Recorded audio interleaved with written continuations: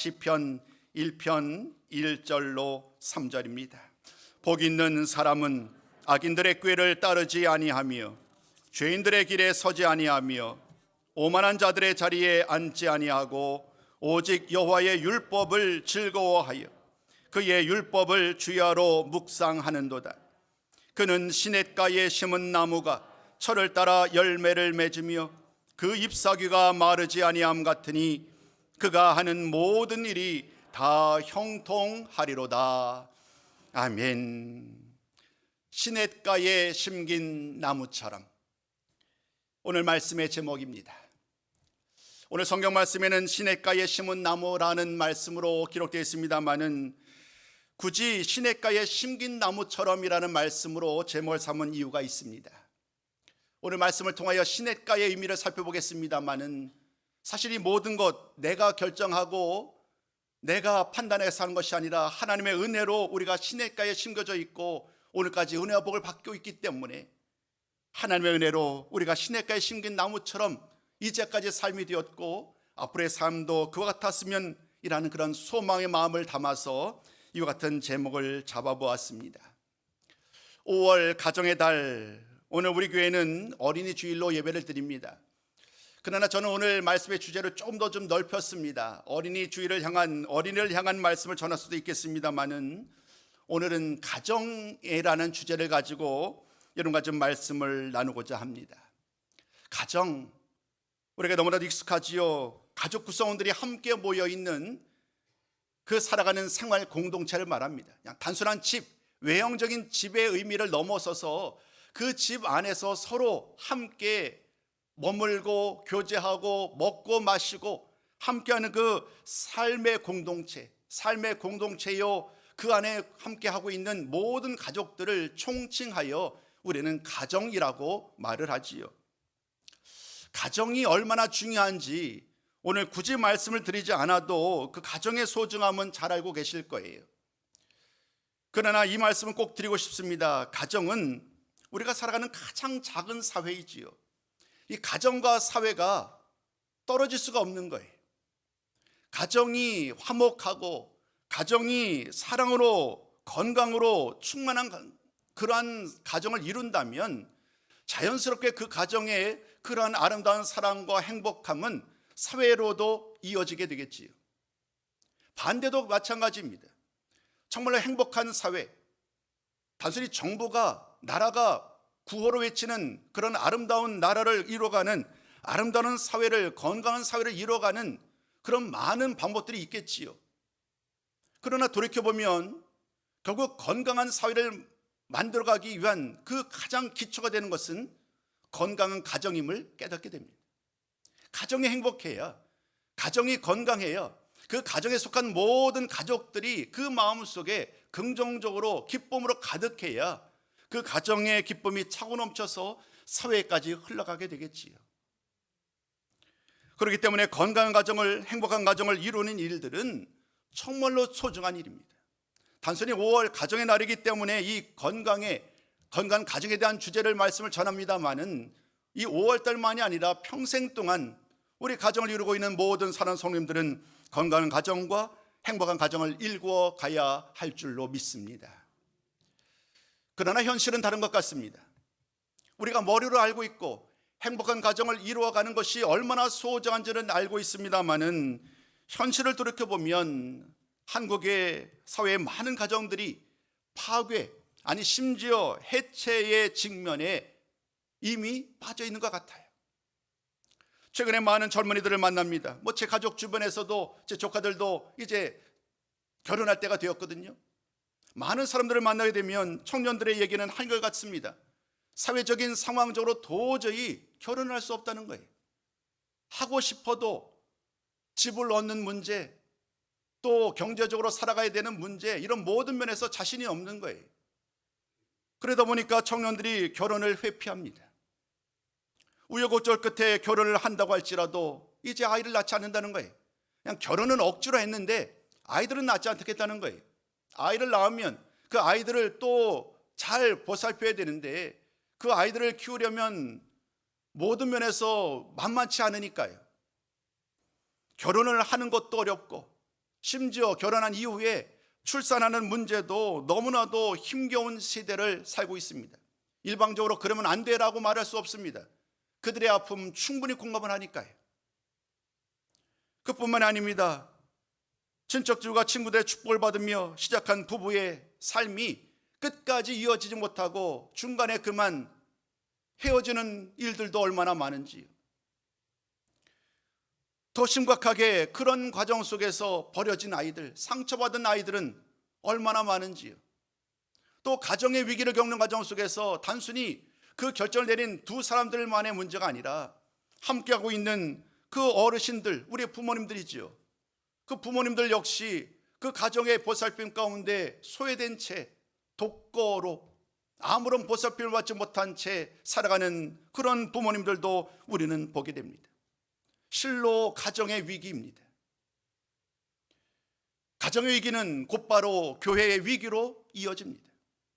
가정의 문제가 교회로 이어지는 이 일들은 너무나도 자연스럽습니다.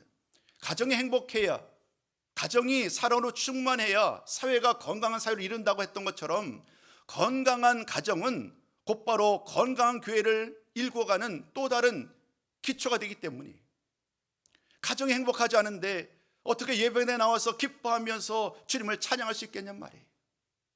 그럴 수도 있겠지요. 그러나 그 기쁨은 참된 기쁨은 아닐 것입니다. 결국 가정의 위기는 사회의 위기를 가져오는 것이고, 가정의 위기는 교회의 위기를 가져오는 것이지요. 가정에 대한 이야기를 나누면서 가정의 위기 속에서 교회 안에서 설 자리를 잃어가는 수많은 사람들을 보게 됩니다. 젊은이, 또 나이 드신 분의 할 것 없이 신앙에서 멀어지는 그런 많은 경우를 보게 되면서 우리는 다시 한번 이 가정의 중요성을 깨닫는 시간이 되어야 합니다. 가장 본질적으로는 가정은 하나님이 창조하신, 하나님이 제정하신 것이잖아요. 하나님이 남자와 여자를 한 몸 되게 하셔서 이루신 그것이 바로 가정이요 사회이기에, 가장 작은 사회이기에, 가정이 무너진다는 것은 더 거슬러 올라가다 보면 하나님의 계획, 하나님의 질서가 무너지는 것까지도 이룰 수 있는 거예요. 단순히 눈앞의 일들만이 아닌, 눈앞의 삶의 문제가 아닌 하나님과의 관계의 문제까지도, 하나님의 계획까지도 이어지게 된다는 거예요. 이런 모든 말씀을 통하여 오늘 드리고 싶은 것은 딱 한 가지입니다. 이런 위기 속에서 여전히 희망이 있다는 거예요.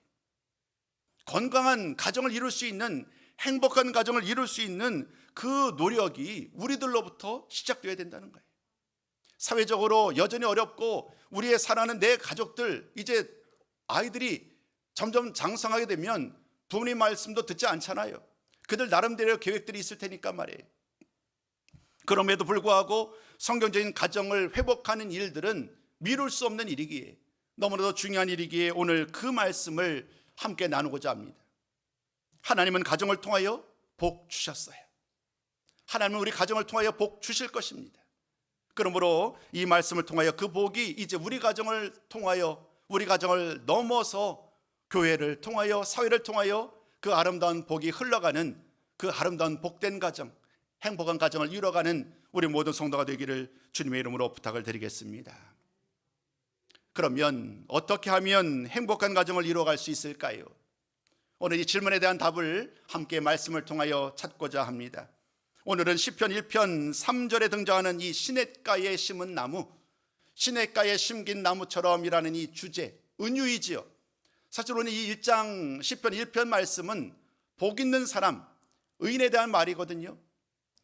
그러니까 시냇가에 심은 나무는 의인의 복된 상태를 은유적으로 표현하는 말이에요. 그러니까 일종의 이미지인 거예요, 이미지. 우리가 오늘은 머릿속으로 그림을 그리시는 것입니다. 시냇가에 심긴 그 나무가 얼마나 잘 번성하고 얼마나 풍성하고 열매를 가득 맺는지 머릿속으로 상상하시면서 제 말씀을 들었으면 좋겠습니다. 첫 번째 말씀을 드리고자 합니다. 첫 번째, 시냇가는 하나님이 베푸시는 은혜와 복을 의미한다는 거예요.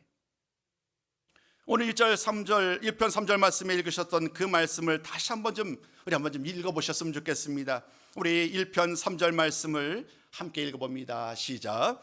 그는 시냇가에 심은 나무가 철을 따라 열매를 맺으며 그 잎사귀가 마르지 아니함 같으니 그가 하는 모든 일이 다 형통하리로다. 여러분 한번 생각해 보시죠. 시냇가에 심은 나무가 지금 어떻게 지금 거하고 있는가? 강물이 흘러가고 있어요. 아주 많은 물로 차고 넘치는 강이에요. 그 강 옆에 나무가 심겨져 있어요. 나무가 가뭄에도 해를 받지 않아요. 왜냐하면 그 벼나무씩 흘러가는 그 물 옆에 있기 때문에 그 시냇가에 심은 나무가 뿌리로부터 계속해서 물을 공급받는 거예요. 그래서 사시사철 부족함이 없는 거예요. 계절을 따라 변화는 되겠지만, 낙엽은 지고 떨어지고 다시 나겠지만, 이런 모든 과정 속에서 그 나무는 더욱더 든든하게 세워갑니다. 번성해 세워지고 또 계절을 따라 아름다운 열매로 가득한 그 나무의 모습을 우리가 한번 상상해 보셨으면 좋겠습니다. 이미 앞서도 말씀드린 것처럼 이 시냇가에 심은 나무는 그 자체가 목적이 아니라, 오늘 이 시인은 이 시냇가에 심은 나무를 통하여 이 복 있는 사람들의 삶을 돌아보기를 원하는 거예요. 하나님의 은혜로 복을 있는 삶을 살아가는 그 성도의 삶이 이와 같다고. 날마다 부족함 없이 그 양분을 공급받는 하나님의 은혜와 복으로 충만한 삶을 살아가는 그 모습이 얼마나 아름다운지요. 그리고 맨 마지막 3절은 이렇게 말을 하죠. 그가 하는 모든 일이 형통하리로다. 시냇가에 심겨진 그 뿌리로부터 양분이 공급되어서, 즉 하나님의 은혜와 복을 따라 살아가는 삶의 모든 은혜 속에서 하나님이 그 길을 열어주시고 그 길을 인도하시고 그 모든 삶 가운데 함께 하시기 때문에 그가 하는 모든 일이 형통하게 된다는 이 약속의 말씀, 영원한 진리인 줄로 믿습니다. 오늘도 이 약속의 말씀을 붙들고 시냇가에 심긴 나무처럼 언제나 하나님께 속하여서 하나님의 은혜와 복을 풍성히 누리는 우리 모든 성도가 되시기를 주님의 이름으로 부탁을 드리겠습니다. 오늘 시편 1편 3절 말씀뿐만 아니라 우리는 많은 곳에서 이 비슷한 이미지, 시냇가에 심긴 나무, 그 말씀에 대한 설명들을 보게 되는데, 대표적으로 예레미야 17장 7절과 8절 말씀, 그리고 이사야서 44장 3절과 4절 말씀을 예로 들 수 있는데요. 너무 말씀을 많이 읽으면 좀 어려우실 것 같아서 이 시간 우리 예레미야 말씀만 읽어보셨으면 좋겠습니다. 예레미야 17장 7절과 8절 우리 함께 읽습니다. 시작. 무릇 여호와를 의지하며 여호와를 의뢰하는 그 사람은 복을 받을 것이라. 그는 물가에 심어진 나무가 그 뿌리를 강변에 뻗치고 더위가 올지라도 두려워하지 아니하며 그 잎이 청청하며 가무는 해에도 걱정이 없고 결실이 그치지 아니함 같으리라. 아멘. 시편 1편 3절 말씀과 특별히 예레미야 17장 8절 말씀은 너무나도 흡사하지요. 물가에 심어진 나무, 그 형통함, 그 풍성함에 대한 모든 말씀들을 담겨져 있습니다. 이사야서 44장 말씀을 찾아 읽지는 않겠습니다만은 그 말씀을 통해서도 마찬가지예요. 우리 하나님께서 물을 주신다는 거예요. 마른 땅에 시내가 흐르게 하신다는 거예요. 부족함이 없게 하신다는 거예요. 시편 1편 3절, 또 예레미야 우리가 읽으셨던 17장 7절 8절 이사야서 말씀을 잘 읽어보다 보면 공통적으로 강조하는 말씀을 만나게 돼요. 결국 시냇가에 심긴 나무가 풍성한 열매를 맺게 되는 그 시작점이 어디 있는가, 어떻게 하면 그런 놀라운 열매를 맺게 되는가에 대해서 모든 성경 말씀은 한결같이 이렇게 말합니다.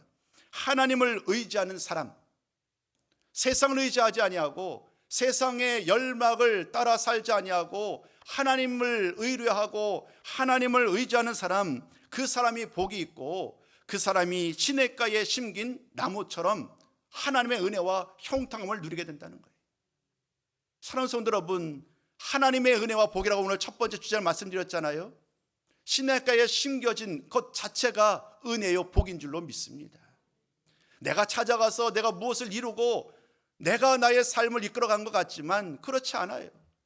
모든 것이 하나님의 은혜이고 그 가뭄 속에서, 그 아픔 속에서, 수많은 인생에 만나는 위기 속에서 그 모든 위기를 어떻게 통과해 왔는가 거슬러다가 보면 우리가 고백할 것은 하나밖에 없지요.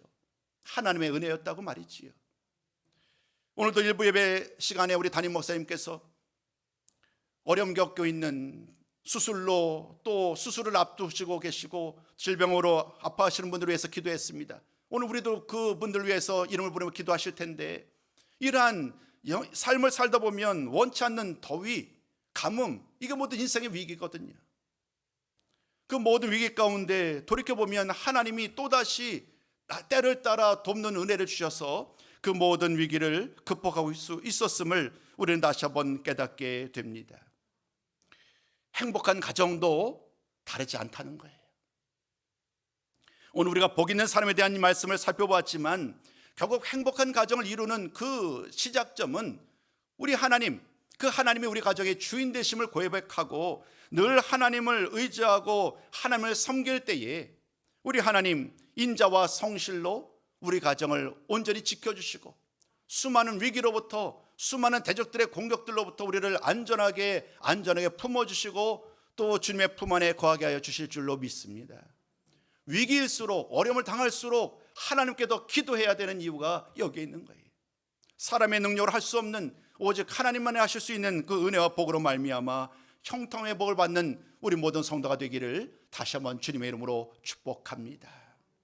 그 말씀을 담아서 이 말씀도 우리 같이 좀 나눠보시면 어떨까요? 시편 128편 1절과 2절입니다. 시작. 여호와를 경외하며 그의 길을 걷는 자마다 복이 있도다. 내가 내 손이 수고한 대로 먹을 것이라. 내가 복되고 형통하리로다. 아멘. 두 번째 말씀을 드립니다. 큰 두 번째, 시냇가는 주님이 주시는 마르지 않는 샘물, 곧 영원한 생명을 의미한다는 거예요. 오늘 시냇가에 심긴 나무라는 이 은유, 이 이미지를 가지고 말씀을 이어가고 있잖아요. 우리가 앞서 설명드렸던 시편 1편 3절, 예레미야 또 이사야서 말씀뿐만 아니라 우리는 또 다른 많은 곳에서도 계속해서 물을 공급하고 나무가 계절의 바뀜에 상관없이 안전하게 번성하게 커져가는 그러한 많은 모습들을 우리는 성경의 또 다른 곳에서도 보게 돼요. 오늘 그 중에서 두 구절만을 좀 소개하려고 그러는데, 에스겔서 47장 1절로부터 12절이고요. 그리고 요한계시록 22장 1절로 2절입니다. 이 두 구절 말씀은 너무나도 우리에게도 잘 아시는 구절일 거예요. 에스겔서 말씀은 성전에서 물이 흘러가잖아요. 아주 작은 물입니다. 그게 작은 물이 성전 문쪽에서 흘러내려서 점점 동쪽으로 흘러가는 거예요. 동쪽으로 흘러가서 마침내 그 물이 큰 물이 되어서 바다에까지 이르게 되지요. 그 말씀을 쭉 읽다 보면 그 과정 속에서 일어나는 일들을 기록을 합니다. 그 강물이 있는 곳곳마다요, 모든 생물이 살아납니다. 죽었던 물들, 사라졌던 그 모든 열매들을 맺을 수 없었던 나무들이 그 강물이 흘러가면서 생물이 살아나고, 그리고 나는 나무들이 열매를 맺는 그런 말씀들이 계속 이어지게 되지요. 요한계시록 22장은 그 말씀을 받는 거예요. 그 말씀을 받는데 그 내용은 이와 같습니다. 생명수의 강이 하나님과 어린 양의 보좌로부터 흘러내려요. 하나님과 어린 양의 보좌로부터 흘러나와서 그 생명수의 강이 길 가운데로 흘러갑니다. 그 길 가운데로 흘러가는 그 강 좌우에는 생명나무가 있어요. 그 생명나무가 그 생명수의 강이 흘러가는 그 강물을 통하여 생명나무가 공급을 받는 거예요. 열매가 풍성하게 맺는 사시사철, 1년에 한 번이 아니라 매 계절마다 열매를 맺고, 심지어 그 열매들이, 그 가지가 치유의 역할까지도 감당하는 그런 놀라운 일들이 펼쳐집니다. 이런 모든 일들을 통하여 우리는 다시 한번 그 생명나무가 그 강물로 인해서 열매를 맺는, 그리고 주변에 있는 많은 나무들과 그 진펄에 버려진 채로 호흡하지 않았던 수많은 동물들이, 그 식물들이 다시금 살아나는 이런 놀라운 광경들을 말씀을 통하여 보게 됩니다. 여러분, 이런 이미지들을 통하여 강조하는 것이 무엇일까요? 오늘 두 번째 제목 말씀드렸잖아요. 주님이 주시는 마르지 않는 샘물, 이것이 영원한 생명을 의미한다고 말씀드렸습니다. 에스겔서 말씀 요한계시록 22장을 찾지는 않겠습니다만은 똑같습니다. 이 모든 말씀을 통하여 강조하는 것은 결국 생명이 소생하게 되더라는 거예요. 시냇가에 심겨진 나무들은 그 시냇가의 주변, 그 강물이 흘러가는 곳에 있는 모든 동식물들은 사실은 그 물이 사라져서 죽은 것처럼 마치 마른 뼈 같은 그런 신세가 되었었는데, 그 물이 흘러가니까요 살아나는 거예요. 생명이 다시금 회복되는 거예요. 오늘 이 꽃들도라는 찬양을 드렸잖아요. 그 주님의 은혜로 말미암아 꽃들이 피어나는 거예요.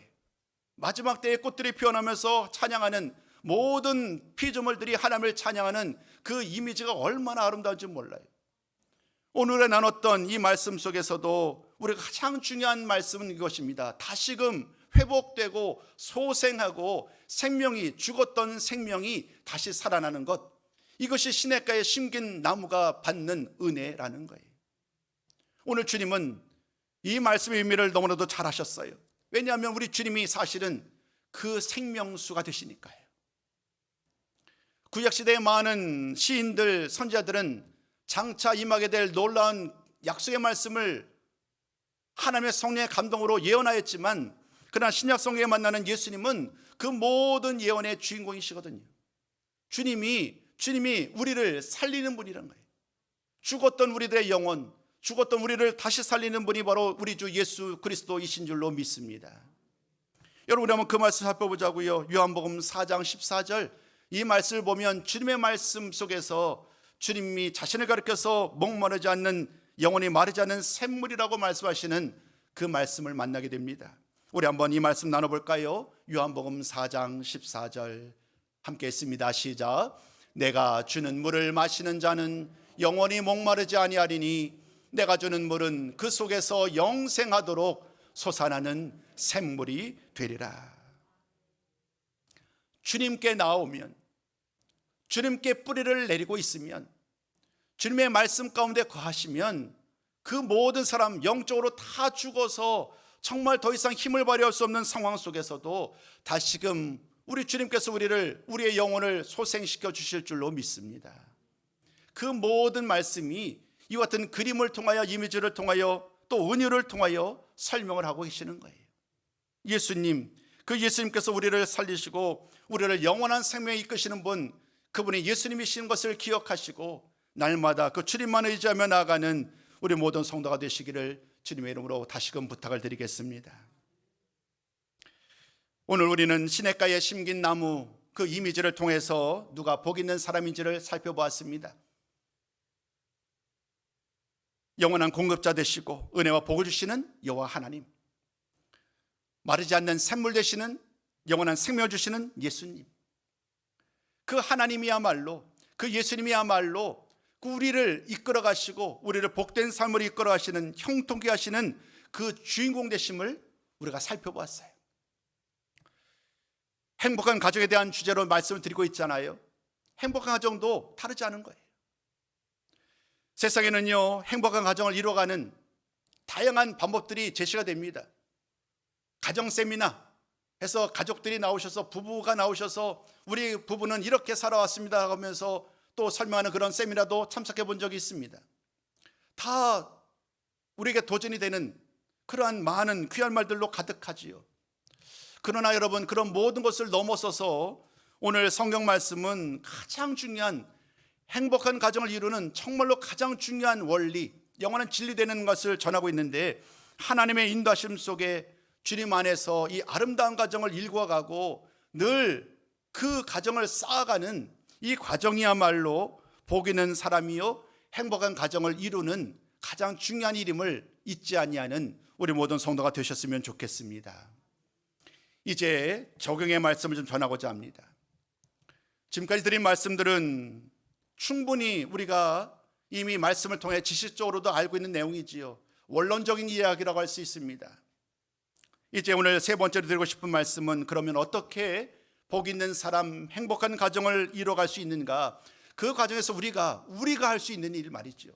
하나님이 베푸시고 하나님이 이끌어 가시겠지만, 그러나 우리가 힘쓰고 우리가 붙잡아야 될 그 귀한 일들을 살펴보고자 합니다.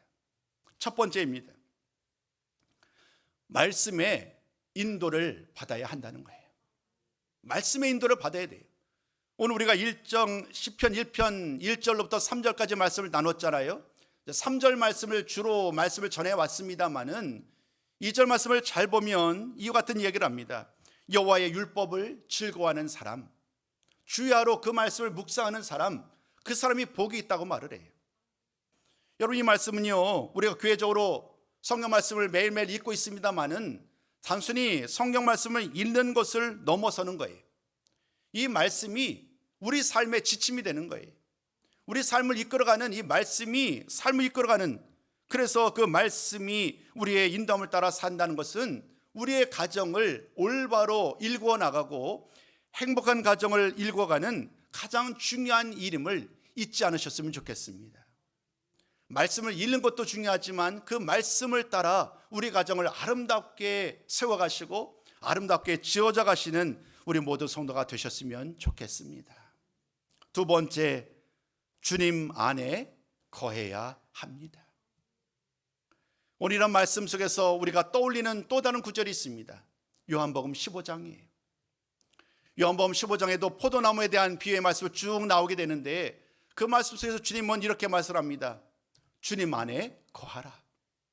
주님을 떠나서는 아무것도 할 수 없으니 주님 안에 거하라는 그 말씀, 우리가 행복한 가정을 이루어가기 위해서 오늘 주시는 두 번째 권면의 말씀은 주님과 친밀한 교제를 늘 누리며 살아야 된다는 거예요. 쉽지 않지요. 바쁘니까, 너무 분주하니까 여러 가지 상황적으로 쉽지 않은 상황이지만 우리 가정, 우리 가족들만큼은 정말로 주님과 더불어 친밀한 교제 속에 나아갈 수 있도록 늘 권면하시고 늘 충만한 은혜 가운데 주의 은혜를, 주의 그 귀한 말씀을 따라 살아갈 때에 우리 주님께서 뿌리를 내리신 그 말씀의 터전 위에 우리 가정을 더 든든히 세워주실 줄로 믿습니다. 두 가지의 적용의 말씀이 말씀의 토대를 갖고 있다고 한다면 세 번째는 철저하게 우리들에게 주어진 명령으로 할 수 있습니다.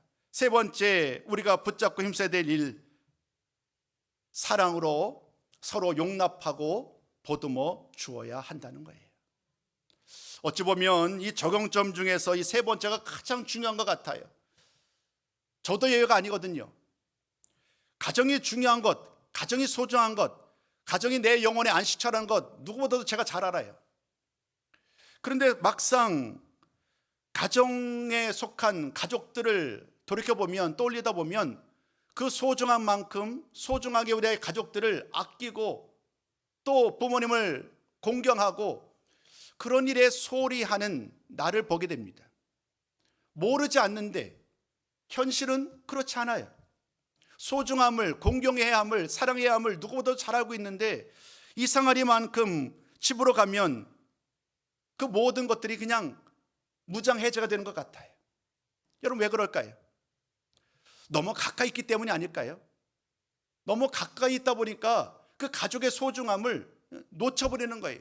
오히려 무시하고 오히려 업신여기고 오히려 그 중요성에 대해서 간과하는 이런 일들 가운데 우리들의 말을 통하여, 우리들의 행동을 통하여 그 가족의 소중함은 알고 있는데 정작 나의 말은 상처를 주고 나의 행동은 아픔을 주게 되는 이런 일들을 반복하는 일들, 그런 일들이 과연 우리 모든 성도들 가운데 아마도 대부분이 그러지 않을까 싶어요. 오늘 그래서 꼭 드리고 싶었던 말씀, 사랑으로 서로 용납하고 보듬어 주는 그러한 가정이 되었으면 좋겠습니다. 쉽지 않겠습니다마는 그러나 끝까지 참고 더 사랑하고 더 기다려주고, 부모님은 완성되셨잖아요. 모든 것을 다 경험해 오셨으니까. 그러나 아직 자녀들은 그렇지 못하거든요. 그러니까 자녀들, 부모님의 시선으로 바라보면 자녀들의 모습이 이해가 안 되지요. 공감할 수 없죠. 그러다 보니까 참지 못하고 결국 말이 나가게 되고 행동이 나가게 되는 이런 일들이 벌어지게 됩니다. 또 우리 자녀 입장에서는 그 부모님의 노고를, 공경을 통해서 늘 섬겨야 되는데 또 그렇지 못한 경우도 얼마나 많은지요. 사랑으로 서로 용납하고 보듬어주는 아름다운 가정, 복된 가정이 되기를 주님의 이름으로 부탁을 드리겠습니다. 모든 말씀의 결론은 이미 다 나누었습니다. 사랑하는 성도 여러분, 오늘 저는 여러분들과 시냇가 심긴 나무, 그 물, 강물, 시냇가, 그리고 나무에 대한 말씀을 통하여서 우리 모두가 나무요, 하나님과 주님의 은혜 속에서 살아가고 있는 복된 성도요, 복된 가정임을 살펴보았어요. 행복한 가정을 이루어가는 일들이 여전히 소원하지만, 여전히 쉽지만은 않지만, 그러나 오늘 가정의 달을 맞아요. 오늘 어린 주일이지만 오늘 가정이라는 큰 주제를 가지고 여러분과 살펴보았습니다. 사랑하는 성도 여러분, 오늘 하나님께서 우리 가정을 아름답게 지어주셨어요. 아름답게 세워주셨고 앞으로도 우리 가정을 아름답게 지어가 주실 거예요. 그 가정 속에서 우리에게 주어진 역할들은 세 번째 나왔던 서로 용납하고 서로 인내하고 서로 사랑으로 보도해주는 성도요 가정이 될 때에 우리 가정이 하나님 보시기에 아름다운 가정이 될 수 있지 않을까요? 그리고 하나님, 우리 가정의 주인 되시는 하나님, 우리 주님을 늘 마음에 깊이 새기고 우리 주인 되시는 하나님, 그 주의 말씀을 따라 살아갈 때에 우리 가정이 다른 세상과는 다른 참으로 복된 가정으로 아름답게 세워져 갈 줄로 믿습니다. 그 모든 그 사역 위에, 우리의 모든 여정 위에 하나님의 은혜와 복이 가득하시기를 주님의 이름으로 축복합니다.